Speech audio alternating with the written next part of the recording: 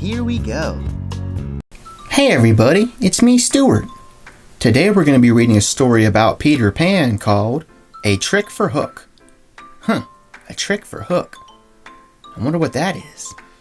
Alright, well let's find out. Here we go. The weather in Neverland was the same as it always was. Warm and breezy. Perfect for Wendy darling to practice her flying. She was hovering unsteadily several feet above the ground when she remembered what day it was. "Oh," Wendy cried. She lost her concentration and fell to the ground with an oof. "Why, it's All Hallows Eve," she said, standing up and dusting herself off. "What's that?" Peter asked. "It's a holiday with all kinds of spooky things," Wendy explained. "And some not so spooky things too, like bobbing for apples. And turnips," John added. "Tell him about the turnips, Wendy." "Oh yes," Wendy said. "You hollow out a turnip and give it a face." "And put a candle inside," Michael finished. "That sounds boring," Peter declared rudely. Wendy thought it over. "Well, I don't think it's boring," she said. "You know, they say that All Hallows Eve is the night that all the ghosts come out." Peter's eyes widened. Now that was interesting to him. "I love ghosts," he cried. "Are they scary ghosts?" Wendy nodded gravely. "On All Hallows Eve," she said in a whisper, "the bats stay home. The owls hide in their trees. Even the spiders are afraid to show their faces. That's how scary the ghosts are." Peter shivered. "That's spooky," he said. He examined his arms. "Look, I've got goosebumps." The children all piled into Peter's hideout as Wendy continued describing All Hallows Eve. "People play tricks on each other on All Hallows Eve," she said, "and tell spooky stories." "Like what?" asked Peter. "Well, there was a story Papa used to tell us about a haunted turnip," Wendy said. "It gave me nightmares."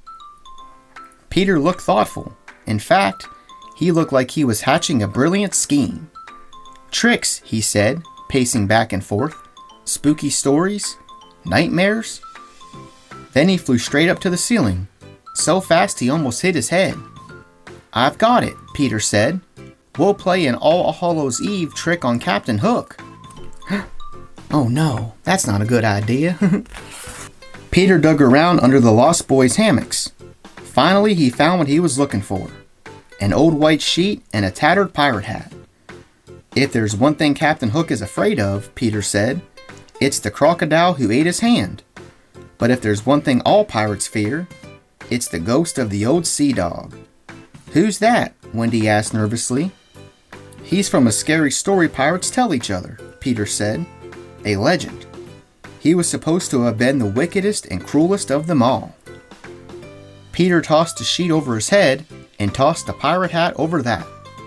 "We're going to make Captain Hook think that the ghost of the old sea dog is haunting Neverland this All Hallows Eve," he said. "Woo!" Peter added in a high, spooky tone. "Shiver me timbers." Wendy shuddered. She knew Peter was under there, but it was still a bit scary. Peter, Tinkerbell, Wendy, and the boys snuck down to the beach as quietly as they could. Evening had fallen, and they stuck to the shadows as they went. When they reached the water, Tinkerbell sprinkled Wendy and the boys with pixie dust. The group rose into the air, gliding silently above the waves. Soon they had reached the Jolly Roger. "Shh," Peter whispered as they flew quietly around to the wheel, where Hook stood, looking out over the deck of the ship. "Looks like they're getting ready to trick 'em. Here we go." The night air was still, and the sound of the ocean lapping at the sides of the ship was faint. Wendy, Peter, and the boys hovered silently in the shadow of the ship, breathing as quietly as they could manage. Aboard the Jolly Roger, Hook shifted from one foot to the other. The shuffle of his boot heel on the deck was eerily loud. "All Hallows Eve," Hook muttered to himself. "I hate All Hallows Eve." "What's that, Captain?"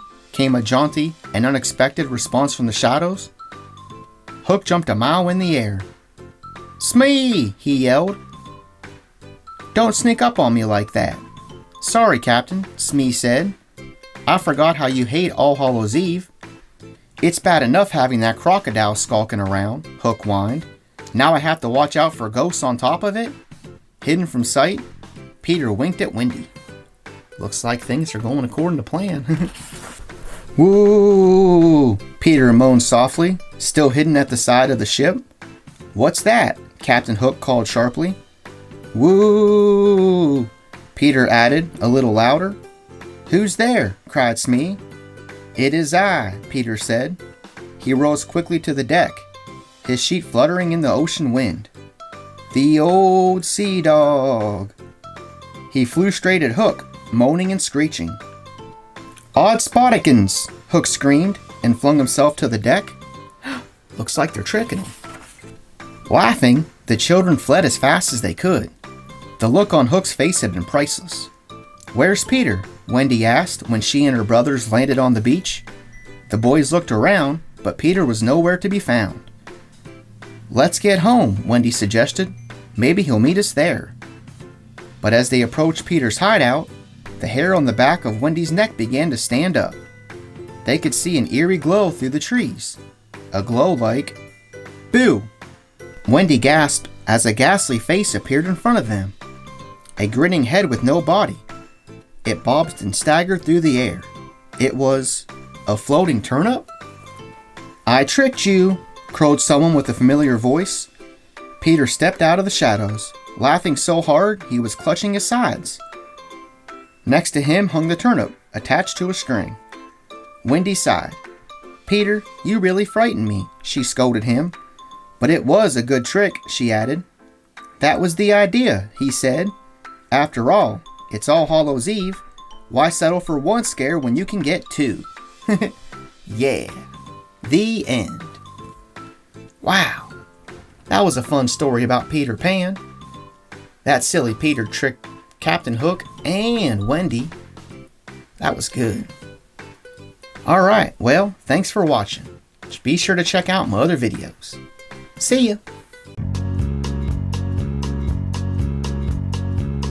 Thanks for watching. See you next time.